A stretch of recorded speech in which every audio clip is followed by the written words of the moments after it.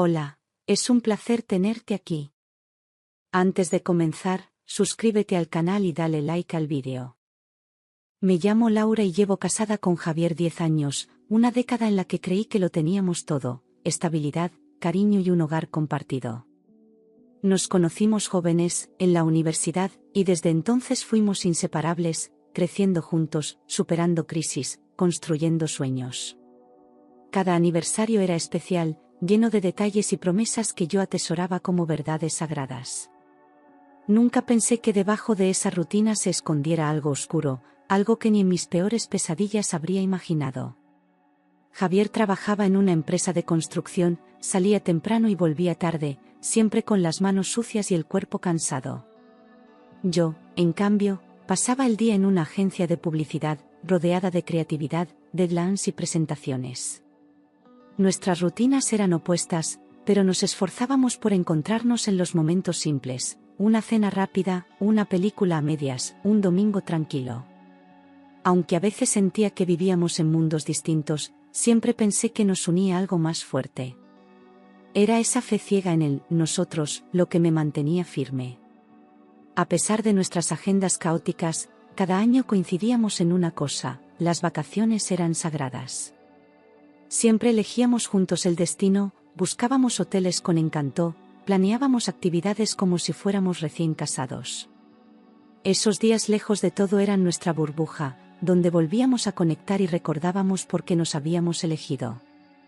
Yo vivía para esos viajes, porque allí, sin prisas ni distracciones, Javier volvía a mirarme como antes. Por eso, cuando llegó ese año diferente, algo en mí empezó a tambalearse sin saberlo. Esa vez no pudimos cuadrar fechas, y aunque intentamos reorganizarlo todo, fue imposible. Él tenía una obra grande, y yo estaba atrapada en una campaña internacional. Él me dijo que no pasaba nada, que viajaríamos más adelante, pero yo ya me sentía agotada, emocionalmente drenada. Las discusiones por cosas pequeñas eran más frecuentes y mi cuerpo me pedía una pausa urgente. Fue entonces cuando se me ocurrió algo que nunca había hecho: tomarme unos días sola, sin Javier. Lo dije casi como una broma, pero en el fondo lo necesitaba de verdad. Llevaba meses durmiendo mal, comiendo a deshoras, resolviendo todo en casa y en el trabajo como si el mundo dependiera de mí. Javier no parecía notar mi agotamiento. Cuando le decía que no podía más, me abrazaba y decía que pasaría. Pero no pasaba, al contrario, cada día me sentía más invisible, como si solo sirviera para sostenerlo todo. Necesitaba silencio, tiempo para mí, y sobre todo, recordar quién era fuera del rol de esposa. Quería respirar sin sentir que debía estar bien para todos. Una tarde, después de salir del trabajo con los ojos cargados de lágrimas, lo decidí: haría un viaje sola, aunque fuera corto. No era una huida, era un grito interno que me pedía descanso, una tregua conmigo misma. Busqué un destino tranquilo, nada exótico ni complicado, solo un lugar donde nadie me conociera y pudiera leer, dormir, flotar en el agua. Fue la primera vez en 10 años que pensé primero en mí sin sentir culpa. Y esa pequeña decisión cambiaría mi vida para siempre, aunque yo aún no lo supiera. Cuando le dije a Javier que quería irme sola unos días, pensé que pondría alguna objeción, que me preguntaría si estaba bien o si algo pasaba. Pero no fue así. Sonrió, me acarició el cabello y dijo que me lo merecía, que lo entendía. Me abrazó con naturalidad y hasta me ayudó a buscar hoteles, como si no le afectara en absoluto. Su reacción me tranquilizó al principio, pero luego me dejó un eco raro en el pecho. Fue tan fácil para él soltarme, que empecé a preguntarme si de verdad le importaba. Reservé un pequeño balneario en la costa, rodeado de naturaleza, donde solo se oían pájaros y olas. Hacía años que no viajaba sola, y al principio sentí una mezcla de emoción y vértigo al hacer la maleta sin pensar en nadie más. Llevé libros, cremas, un vestido largo que nunca usaba, y un cuaderno nuevo para escribir. Me prometí que desconectaría del móvil, de los correos, del mundo. Pero en el fondo, algo me decía que este viaje no iba a ser solo de descanso. La noche antes de partir, recibí una llamada de mi madre que me dejó helada. Su voz sonaba diferente, como si ocultara algo, como si estuviera a punto de decirme una verdad que le costaba. Me preguntó si Javier estaba en casa, y cuando le dije que sí, hizo una pausa larga, incómoda. Luego me dijo, sin darme tiempo a reaccionar, quiero que pongas una cámara en el salón antes de irte. Me quedé muda, con el corazón acelerado, sin saber si estaba bromeando o hablando en serio. Le pregunté por qué sentido tenía eso, si había visto algo extraño o si era una manía suya. Pero ella no quiso darme detalles, solo repitió con voz firme, hazlo, luego te explico, pero hazlo. Me costó procesarlo, porque jamás había visto a mi madre tan decidida y a la vez tan evasiva. Siempre fue directa, protectora, pero nunca alarmista, y eso me inquietó aún más. Esa noche dormí mal, dándole vueltas a su petición, preguntándome si debía hacerle caso o dejarlo pasar. A la mañana siguiente, mientras desayunaba frente al silencio de la casa, no podía quitarme esa frase de la cabeza. Me parecía absurdo, una locura, como si me pidieran espiar a alguien sin motivo. Javier dormía aún, y yo lo miraba desde la cocina pensando, ¿cómo podría desconfiar de él sin pruebas? Pero había algo en la mirada de mi madre, en su tono, que no me dejaba en paz. Así que empecé a pensar seriamente en hacer lo que nunca imaginé, grabar mi propia vida. Volví a llamar a mi madre, con la esperanza de que me dijera algo más concreto, una razón válida para esa petición absurda. Pero solo repitió lo mismo, con voz más suave esta vez, hazlo y no pienses más, después lo entenderás. No me daba argumentos, ni pruebas, ni detalles, y eso me hacía desconfiar aún más de todo. Aún así, había algo en su seguridad, en ese silencio lleno de advertencia, que me empujaba a obedecer. Colgué el teléfono sin decir nada más, con el corazón latiéndome más rápido de lo normal. Durante horas pensé en si realmente debía hacerlo o no, porque me parecía una invasión, una falta de respeto hacia alguien en quien confiaba. Javier no me había dado motivos, nunca había actuado de forma sospechosa, y aún así no podía dejar de pensar en la cámara.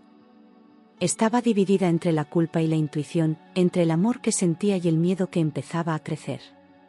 En el fondo, temía más tener razón que estar equivocada. Y eso fue lo que me hizo actuar sin pensarlo más. Salí de casa con la excusa de comprar protector solar y terminé en una tienda de tecnología preguntando por cámaras pequeñas, discretas, que se pudieran manejar desde el móvil.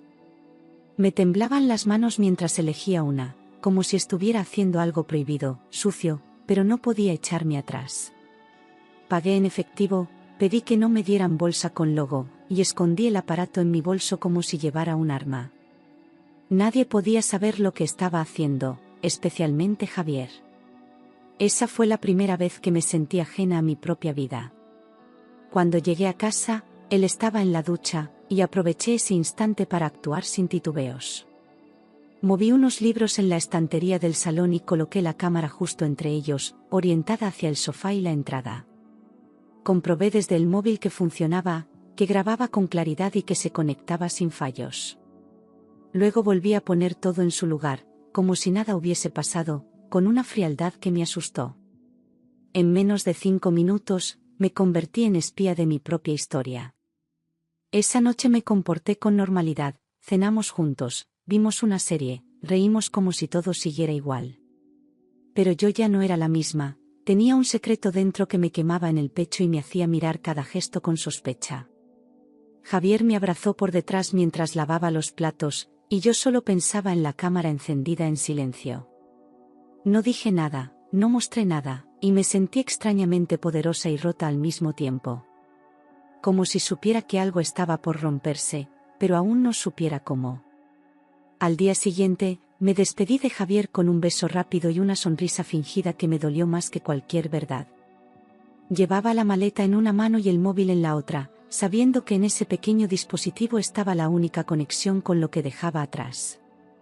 Subí al tren con el estómago revuelto, como si estuviera huyendo de algo que aún no había ocurrido. Me repetía que solo era un descanso, unas vacaciones merecidas, pero algo en mí no lo creía. Por primera vez, no me sentía libre, sino vigilante a distancia. Llegué al balneario con el sonido del mar recibiéndome y una brisa cálida que intentaba aliviar el nudo en mi pecho. El lugar era precioso, silencioso, perfecto para desconectar, y aún así no lograba relajarme del todo. Me instalé en la habitación, me cambié de ropa y bajé al spa, donde el agua caliente me envolvía como un abrazo necesario. Cerré los ojos durante unos minutos, intentando borrar las dudas, la cámara, la voz de mi madre. Pero la tranquilidad era frágil, y mi mente no dejaba de regresar a casa. Aunque me había prometido no mirar nada, esa misma noche abrí la aplicación de la cámara y comprobé que todo estaba en orden. El salón vacío, las luces apagadas, solo el tic-tac del reloj sonando a través del silencio digital. Me sentí ridícula por espiar mi propia casa, como si buscara algo que no quería encontrar. Pero al mismo tiempo, algo dentro de mí no podía dejar de mirar, de esperar, de temer. Era como si una parte de mí ya supiera que esa calma no iba a durar. Desayuné sola frente al mar, con un libro abierto que no lograba leer y una ansiedad que crecía sin nombre. Pensé en llamar a Javier, pero no lo hice, prefería observar sin interferir, como si eso me diera alguna ventaja. A media mañana, la duda me venció y marqué el número de mi madre, incapaz de seguir fingiendo que todo iba bien. Quería entender por qué me había pedido aquello, si tenía pruebas o solo una corazonada. Necesitaba saber si mi miedo tenía base o si estaba volviéndome loca. Su voz sonó seria, sin rodeos, como si ya esperara mi llamada desde hacía días. Me dijo que la vecina del quinto le había contado algo que no quiso creer al principio. Había visto a Javier 2 veces con una mujer rubia subiendo a su coche. No me dio detalles, no supo decir más, pero juró que la mujer no era una compañera de trabajo. No quería decirte nada sin estar segura, murmuró, pero algo en mí me decía que tenías que saberlo. Y entonces, el mundo comenzó a agrietarse bajo mis pies. Me quedé paralizada frente al móvil, con la respiración cortada y las manos heladas, como si una corriente eléctrica me hubiera atravesado el pecho. No quería creerlo, no podía permitir que una simple frase de mi madre derrumbara 10 años de historia. Pero ya no era solo una intuición, era una sospecha con nombre, rostro y dirección. Miré el mar desde la ventana, y por primera vez no lo sentí hermoso, sino indiferente. La verdad estaba a punto de estallar y yo no sabía cómo protegerme de ella. Colgué sin despedirme, con el corazón galopando como si fuera a salirse del pecho, y abrí de inmediato la aplicación de la cámara en el móvil. Las manos me temblaban tanto que tardé varios intentos en ingresar la contraseña. Una parte de mí rogaba no ver nada, pero otra necesitaba la confirmación, como si doliera menos saber qué imaginar. La imagen en pantalla estaba en silencio, quieta, pero cada segundo de reproducción pesaba como una hora. Y entonces, vi algo que me heló la sangre. Al principio todo parecía normal, el salón vacío, la luz de la tarde entrando por la ventana, la calma de una casa dormida. Avancé el vídeo unos minutos y ahí estaba él, entrando por la puerta con una mujer rubia que no reconocí. Ella reía, caminaba con soltura, como si aquel no fuera su primer día allí.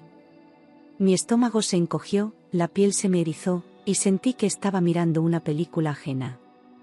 Pero era mi casa, mis cosas, y mi marido con otra en el centro de todo. Javier se quitó la chaqueta con naturalidad, como lo hacía siempre, y ella lo siguió riendo, con una confianza que me desgarró.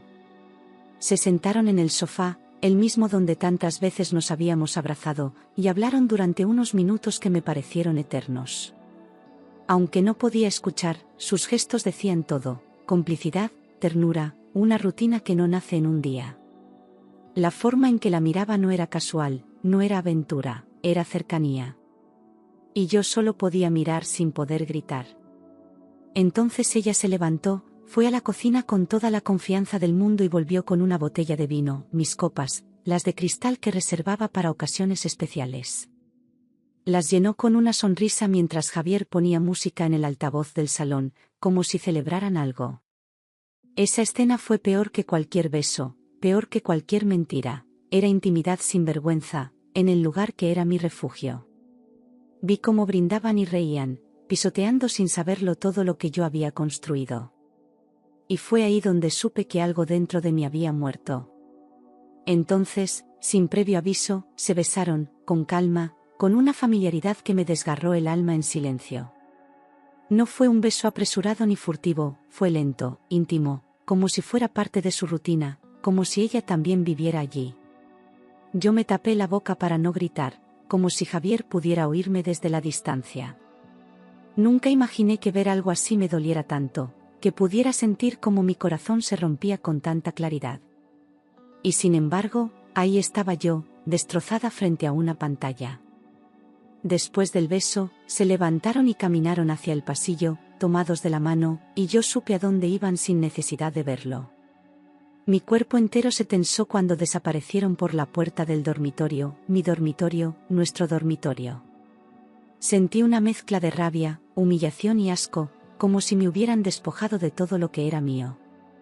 No pude mirar más, apagué el móvil y me abracé las rodillas, temblando como una niña perdida.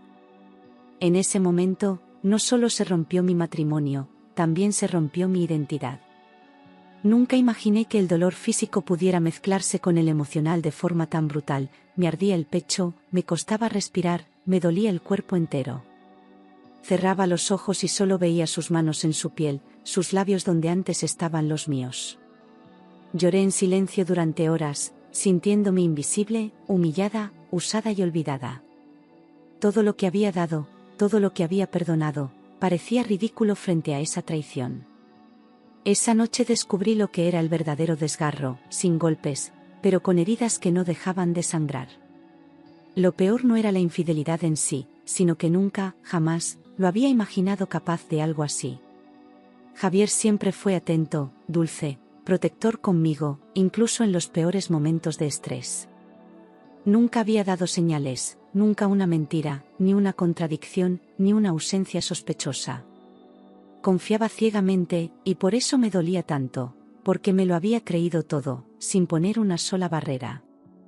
Esa ceguera fue mi condena, y ahora ya no podía confiar ni en mi propio juicio.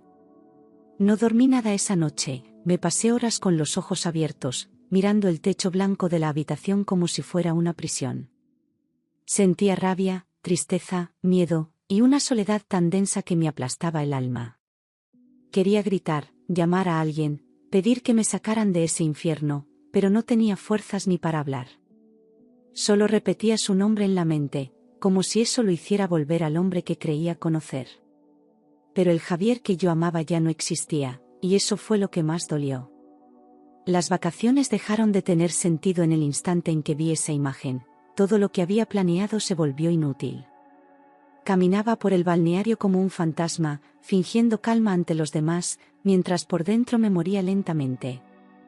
La comida no me sabía a nada, el mar ya no me relajaba, y cada pareja feliz que veía era una puñalada.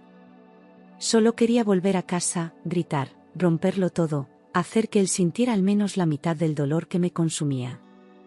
Pero aún no era el momento, tenía que esperar. Decidí que no volvería de inmediato, no como víctima, no entre lágrimas, sino con una estrategia clara. Tenía que pillarlos juntos, enfrentarlos cara a cara, mirarles a los ojos mientras destrozaba su mentira con pruebas. Esperé, revisando la cámara desde el móvil cada pocas horas, con el corazón al borde del colapso.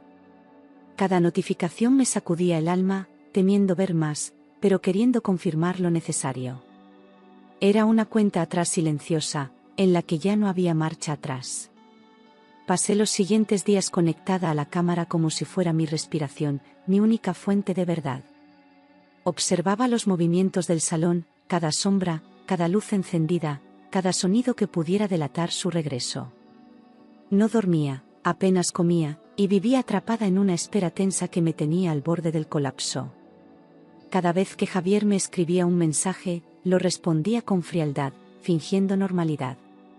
Pero por dentro, todo era guerra, silenciosa, solitaria, pero decidida. Y entonces, una tarde, volvió a aparecer en la imagen, con ella, riéndose otra vez como si el mundo no tuviera peso. Se sentaron en el sofá, se abrazaron, y ella incluso se quitó los zapatos como si estuviera en su propia casa. Él le acariciaba el cabello con ternura, y yo sentí que el corazón me explotaba de rabia. Era el momento, lo supe con una claridad feroz, tenía que volver, ya, y enfrentarlo sin aviso. No podía esperar ni un segundo más, la decisión estaba tomada. Hice la maleta en menos de 5 minutos, con movimientos mecánicos, como si mi cuerpo supiera lo que tenía que hacer sin mi mente. Fui a la estación más cercana, compré el primer billete de tren a casa y apagué el móvil para no arrepentirme. Durante el trayecto, repetía lo que iba a decir, cómo iba a mirarles, cómo iba a destruir toda su farsa con una sola palabra. En mi bolso, llevaba las llaves de casa y la rabia suficiente para incendiar todo. Esta vez, no iba a temblar.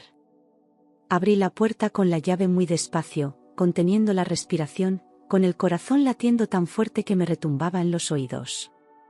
No había ruido, solo el murmullo lejano de música en el salón y unas risas suaves que confirmaban todo. Di un paso tras otro como una sombra, avanzando con una mezcla de furia y vértigo que me nublaba la vista. El pasillo parecía más largo de lo normal, como si mi propia casa me estuviera advirtiendo. Pero no me detuve, porque ya no tenía nada que perder. Ahí estaban, él sentado en el sofá, ella recostada en su pecho, como si fuera lo más natural del mundo.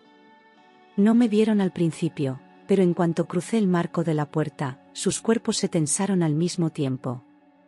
La copa de vino que ella tenía en la mano tembló levemente, y Javier se puso de pie de golpe, pálido como un cadáver.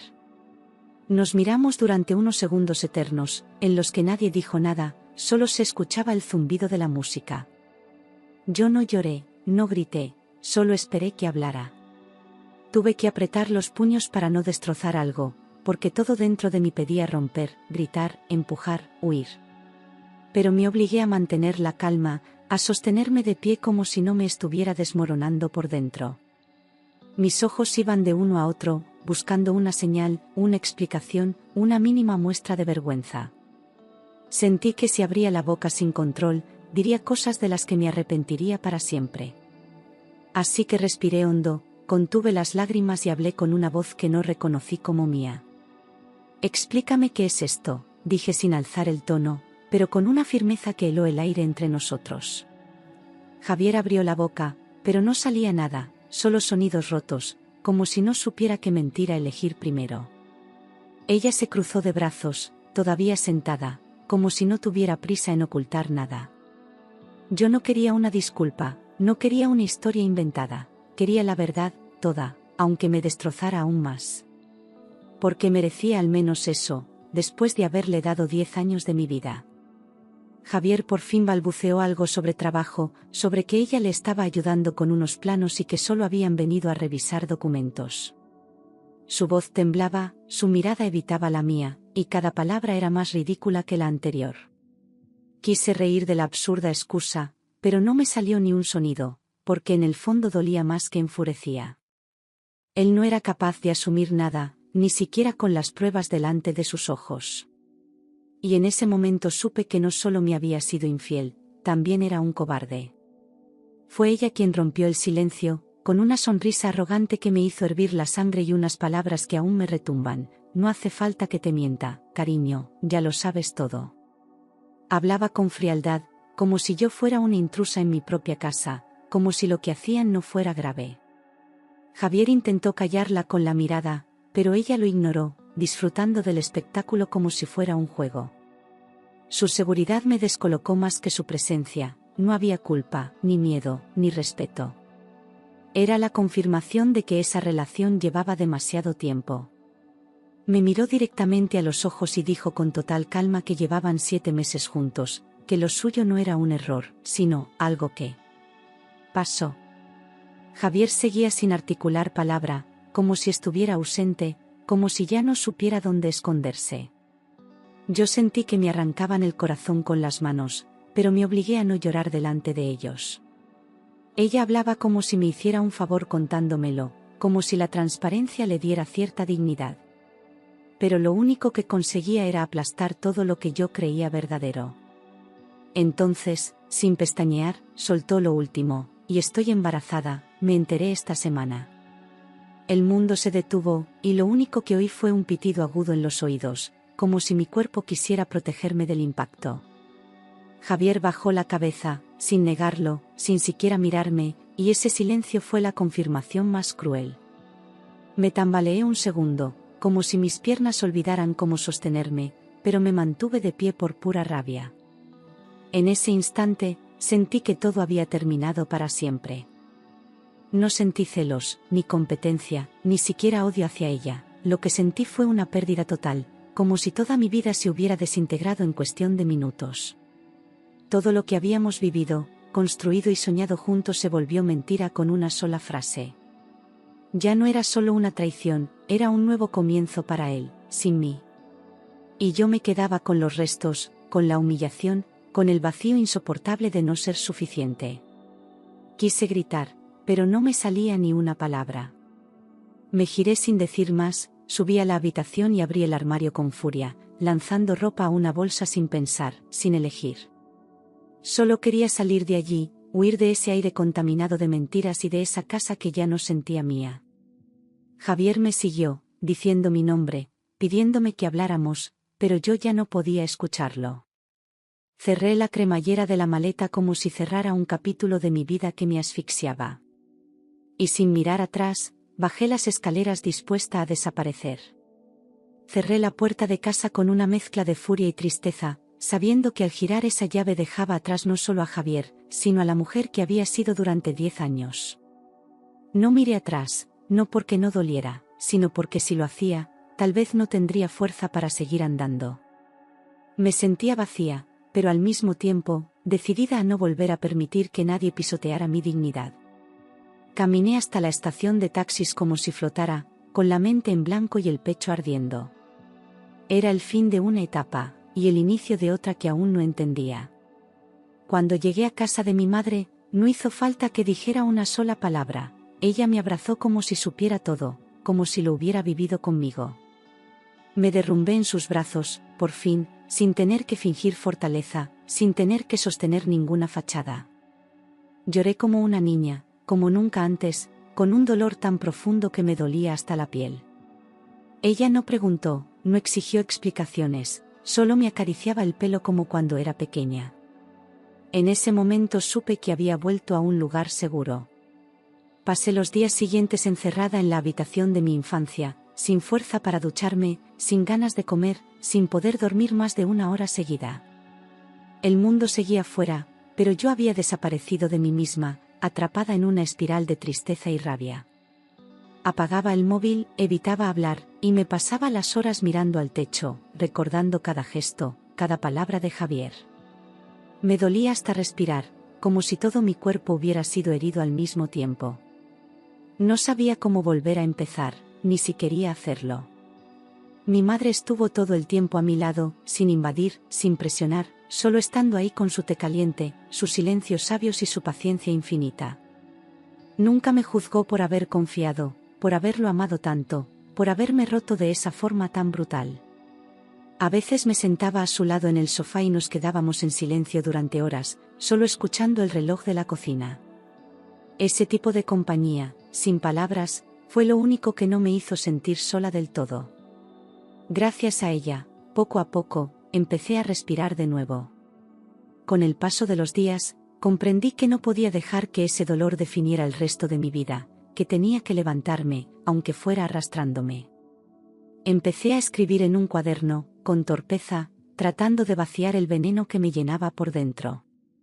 Recordé quién era antes de ser esposa, antes de ser traicionada, antes de quedarme reducida a cenizas. Y aunque dolía mirarme al espejo, empecé a verme de nuevo, poco a poco, entre lágrimas. Porque entendí que si no me salvaba yo, nadie más lo haría. Una mañana, sin pensarlo demasiado, abracé a mi madre con fuerza, con un nudo en la garganta y los ojos empañados. Le dije gracias por haberme salvado, por haber sospechado lo que yo no quería ver, por haberme sostenido cuando ya no podía más. Ella solo sonrió, con ese orgullo silencioso que solo una madre puede tener. No hizo falta decir más, ese abrazo fue la promesa de que iba a salir adelante. Y por primera vez en semanas, sentí una chispa de esperanza dentro de mí. Quise agradecer también a la vecina que había visto lo que yo nunca imaginé, así que una tarde bajé a su piso y toqué la puerta. Me recibió con sorpresa, y cuando le conté quién era, bajó la mirada con algo de vergüenza. Le dije que no tenía por qué sentirse mal, que gracias a ella descubrí la verdad a tiempo. Nos sentamos a tomar café, y por primera vez hablé de todo en voz alta, sin romperme. Fue liberador, porque al contar mi historia, empecé a recuperarla. Esa misma semana, llamé a un abogado y pedí el divorcio sin titubear, sin drama, sin escenas. No había nada que salvar, nada que reconstruir, porque lo que teníamos ya no existía. Fue un trámite frío, rápido, pero necesario, como arrancar una espina profunda de la piel. Javier intentó contactarme varias veces, pero no respondí, porque ya no había conversación posible. No merecía ni una palabra más, y yo ya no necesitaba su versión de los hechos. Volví a la agencia con el alma aún adolorida, pero con una energía distinta, como si cada campaña fuera una tabla de salvación. Me refugié en las ideas, en los plazos, en los proyectos, en todo lo que no tenía que ver con el amor. Mis compañeras me acogieron con cariño, aunque yo hablaba poco y sonreía aún menos. Pero el simple hecho de levantarme cada día y cumplir una rutina me hacía sentir viva. Estaba herida, sí, pero en movimiento. En las noches, cuando el silencio de la casa me pesaba, comencé a diseñar una pequeña tienda online de productos artesanales. Lo hice sin grandes planes, solo como distracción, para mantener la mente ocupada y las emociones a raya. Subía fotos, creaba textos, elegía colores, y por momentos sentía que todo eso era solo para mí. Sin darme cuenta, ese rincón virtual se convirtió en un espacio de creación y de vida. Y sin esperarlo, también en la puerta de algo mucho más grande. Para mi sorpresa, la tienda online comenzó a recibir pedidos más rápido de lo que imaginé, y los mensajes de clientes encantados me devolvían una alegría que creía perdida. Empecé a invertir más tiempo, a mejorar el diseño, a probar productos nuevos, y cada pequeño logro me hacía sentir capaz otra vez. No era solo un negocio, era mi renacer en forma de proyecto, algo que era solo mío. Dejé de mirar el pasado con rabia y empecé a enfocarme en lo que estaba construyendo. Por fin, algo empezaba a florecer desde mis propias manos. Tomé una decisión arriesgada pero necesaria, renuncié a la agencia y me dediqué por completo a mi emprendimiento, con miedo pero con determinación. Ya no quería trabajar para sueños ajenos, quería apostar por los míos, aunque temblara por dentro. Hice cursos, contacté proveedores, creé redes sociales y me sumergí en el mundo del comercio digital con una pasión nueva. Cada día era una mezcla de vértigo y emoción, pero me sentía viva como hacía años no me sentía. Por primera vez, no dependía de nadie más que de mí misma. 3 meses después, abrí mi primera tienda física en un pequeño local del centro, con paredes blancas, plantas verdes y estanterías llenas de vida. Inaugurar ese espacio fue como abrir una nueva versión de mí al mundo, una que había renacido de las cenizas. Mi madre estaba allí, con lágrimas en los ojos, y yo no podía dejar de abrazarla mientras cortaba la cinta. Clientes, amigas y hasta desconocidos llegaron con flores y palabras de aliento. Ese día entendí que el dolor no me había destruido, me había reconstruido. Un día cualquiera, saliendo de la tienda, los vi, Javier, la rubia y un niño pequeño que apenas caminaba, cruzando la acera justo frente a mí. Me quedé congelada durante un segundo, sin saber si girar, seguir, desaparecer. Él me vio, bajó la mirada, y en sus ojos ya no había soberbia ni excusas, solo cansancio y derrota.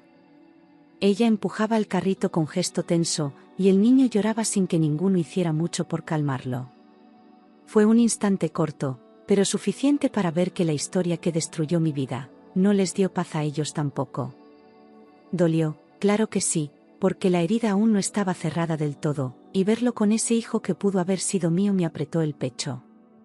Pero también entendí que ya no era la misma, que no lo necesitaba, que no quería su vida ni su miseria. Seguí caminando, con la cabeza en alto, respirando hondo, sin rencor, sin odio, solo con una extraña compasión por lo que perdió. Yo había tocado fondo, sí, pero me levanté, y eso me hacía más fuerte que nunca. No necesitaba venganza, yo ya estaba libre. Un año después, la vida me sorprendió con un nuevo comienzo. Conocí a Daniel en un curso de marketing en la universidad, y desde el primer día sentí que su presencia no invadía, sino acompañaba. Era un hombre tranquilo, generoso, sin pretensiones, con una mirada limpia que no buscaba salvarme, solo caminar conmigo. Me enamoré sin prisa, sin necesidad de esconder cicatrices, y él las besó todas sin pedir que desaparecieran. Nos casamos en una ceremonia íntima, sencilla, con flores blancas y una promesa nueva: elegirnos en libertad. Mientras soñábamos con tener un hijo, supe que Javier había tocado fondo, solo, destruido por sus propias elecciones. Ciones. Ciones. Ciones. Ciones. Ciones. Ciones. Ciones. Ciones. Ciones. Ciones. Ciones. Ciones. Ciones. Ciones. Ciones. Ciones. Ciones. Ciones. Ciones.